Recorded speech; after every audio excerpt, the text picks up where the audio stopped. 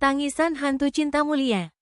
Di desa terpencil Cinta Mulia, yang terletak tinggi di pegunungan yang diselimuti kabut, ada cerita tentang Intan, wanita yang disia-siakan oleh kehidupan dan orang-orang di sekitarnya. Yang dibisikkan seperti lagu lama yang terlupakan. Waktu telah mengikis ujung-ujung cerita ini, meninggalkan hanya fragmen-fragmen yang samar. Namun itu adalah kisah yang dikenal baik oleh para tetua desa. Dahulu, Intan adalah wanita yang anggun dan cantik, yang disayangi oleh semua orang yang mengenalnya. Ia menikah dengan seorang pedagang kaya bernama Arif, yang tampaknya sempurna dari luar. Mereka tinggal di rumah besar yang dikelilingi taman-taman yang dipenuhi bunga bermacam-macam. Namun, penampilan bisa menipu. Sementara Intan bekerja keras melahirkan anak untuknya, Arif telah berselingkuh dengan wanita lain. Pengkhianatan itu menjadi benih dari bencana yang akan terjadi. Suatu malam yang tragis, saat Intan terbaring dalam kesakitan akibat persalinan, komplikasi muncul.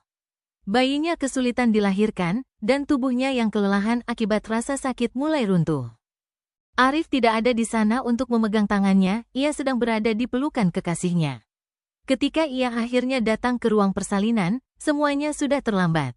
Intan meninggal. Hatinya hancur oleh pengkhianatan itu, nafas terakhirnya dipenuhi dengan kemarahan dan kesedihan. Saat jiwanya meninggalkan tubuhnya, ia bersumpah, ia tidak akan beristirahat hingga dunia tahu tentang kesalahan yang telah menimpanya. Namun bukan hanya Arif, tidak, balas dendamnya akan lebih jauh dari itu. Ia akan menghukum seluruh desa, semua yang tahu akan penderitaannya dan tidak melakukan apa-apa, semua yang buta terhadap ketidakadilan yang ia alami. Rasa sakitnya akan menjadi rasa sakit mereka. Dan kematiannya akan menjadi pembalasan bagi mereka. Bertahun-tahun berlalu, dan desa tetap berjalan seperti biasa, tanpa menyadari bahwa kutukan sundel bolong, seperti yang kemudian mereka sebut, telah meresap dalam tanah. Legenda itu memudar menjadi bisikan-bisikan belaka, hingga sebuah keluarga baru pindah ke Cinta Mulia. Niko dan Lila tiba di desa itu dengan harapan dan kegembiraan. Mereka sedang mengandung anak pertama mereka, dan desa, meskipun dengan sejarah kelamnya, menawarkan permulaan yang baru. Warga desa menyambut mereka, meskipun ada ketegangan di mata mereka. Sebuah keengganan untuk berbicara tentang masa lalu.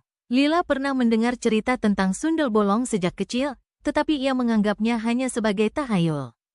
Hantu tidak berjalan di bumi, katanya pada Niko, sambil tertawa.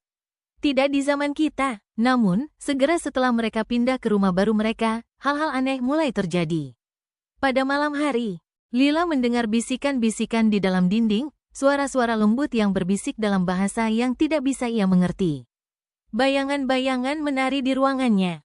Dan kadang-kadang ia terbangun untuk mendapati selimutnya terasa dingin seperti es, meskipun malam itu hangat. Suatu malam, ketika Lila berjalan-jalan di pasar desa, ia bertemu dengan seorang wanita tua yang menarik perhatiannya. Wanita itu memiliki rambut panjang yang kusut, dan matanya bersinar dengan kebijaksanaan yang mengganggu. Ia mendekati Lila dengan langkah perlahan dan penuh perhatian, ada sesuatu yang menggelitik namun menakutkan tentang keberadaannya. Kutukan itu telah kembali, bisik wanita tua itu. Suaranya seperti daun-daun mati yang bergesekan. Kamu harus pergi, anak muda. Roh sundel bolong mencari jiwa lain untuk diambil. Lila tersenyum sopan, menganggap peringatan wanita itu hanya sebagai tahayul. Terima kasih, tapi kami tidak akan pergi. Malam itu, Lila mulai merasakan kontraksi. Rasa sakitnya tak tertahankan, seperti api yang menghanguskan jiwa. Niko, yang panik, mencoba menghiburnya, tetapi ia hanya bisa berteriak. Jam demi jam berlalu, dan saat bulan semakin tinggi di langit, teriakan Lila semakin lemah. Akhirnya, anak mereka lahir, dingin dan tak bernyawa. Itu adalah seorang bayi perempuan. Tubuh kecilnya lifeless dalam cahaya temaram ruangan. Hati Lila hancur berkeping-keping. Ia menangis, memanggil-manggil bantuan, memohon keajaiban, tetapi tak ada yang datang. Ia memohon ampunan, karena ia bisa merasakan sesuatu yang gelap dan kuno merayap masuk ke dalam ruangan bersama kesedihannya. Udara terasa berat, sesak. Tiba-tiba, terdengar ketukan keras di pintu. Niko buru-buru membukanya, hanya untuk mendapati dirinya berdiri di hadapan seorang wanita yang berdiri dalam kegelapan. Punggungnya menghadapnya, tetapi ada sesuatu yang sangat familiar tentangnya. Ketika wanita itu berbalik, cahaya bulan menyoroti sebuah lubang besar di punggungnya, sebuah luka yang mengerikan, seolah tulang belakangnya telah dicabut. Matanya yang kosong menatap Nico. Dan ia terdiam, lumpuh karena ketakutan. Bibir wanita itu bergerak, namun suaranya datang dari segala arah, seolah-olah terpantul dari dinding-dinding ruangan.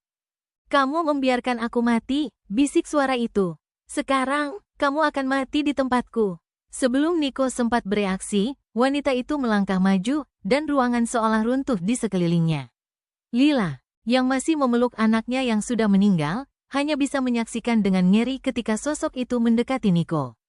Udara semakin dingin, semakin berat. Seolah disedot oleh kekuatan yang tak terlihat. Nico mencoba melarikan diri, tetapi tubuhnya seolah bukan miliknya lagi. Ia terhuyung, terengah-engah, namun kegelapan menutupinya. Roh Intan, Sundel Bolong, telah mengambilnya. Keesokan paginya, ketika para penduduk desa datang untuk memeriksa pasangan muda itu, mereka mendapati mereka dalam ruangan yang sama. Tubuh Nico dan Lila tergeletak tak bernyawa, punggung mereka sobek, seperti yang terjadi pada Intan bertahun-tahun lalu. Mata mereka terbelalak, membeku karena ketakutan. Dan darah mereka telah mengotori lantai. Penduduk desa, yang takut untuk mengungkapkan kebenaran, berbisik bahwa kutukan Sundel Bolong telah merenggut 2 korban lagi. Mereka mengubur Nico dan Lila dalam diam, menyadari bahwa balas dendam Intan tidak akan pernah puas. Amarahnya abadi. Dan tak seorang pun di Cinta Mulia yang akan melupakan harga yang harus dibayar karena mengabaikan penderitaan orang lain. Roh Intan, yang kini sepenuhnya menjadi Sundel Bolong, berkelana di bumi. Bayangan di malam hari, selamanya terikat pada penderitaan yang belum terungkap.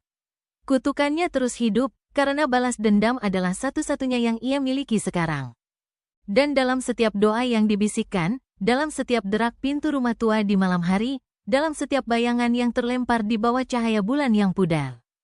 Para penduduk Cinta Mulia tahu bahwa ia tidak akan pernah berhenti.